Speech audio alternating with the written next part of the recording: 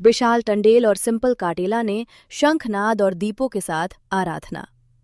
नानी दमन स्थित समुद्र नारायण मंदिर परिसर में एक बार फिर आध्यात्मिक माहौल बन गया। यहां आयोजित दमन गंगा की भव्य आरती में श्रद्धालु शामिल हुए। कार्यक्रम में ब्राह्मणों और आचार्यों ने विधिपूर्वक दमन गंगा पूजन कराया। माछी समाज के अग्रणी और युवा नेता विशाल टंडेल और सिंपल काटेल सहित अन्य लोगों ने दमन गंगा आरती की। प्राप्त जानकारी के अनुसार युवा नेता विशाल टंडेल और सिंपल काटेला ने दमन गंगा आरती के दौरान श्रद्धा और विश्वास से आरती की लौ प्रज्वलित की। शंखनाद की गूंज के साथ ही मंदिर परिसर में मौजूद सभी श्रद्धालु इस दिव्य दृश्य को एकटक निहारने लगे।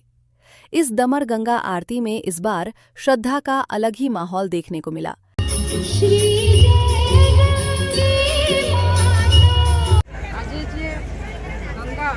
समग्र एक प्राण है जेनो अमर पहलो कार्यक्रम है।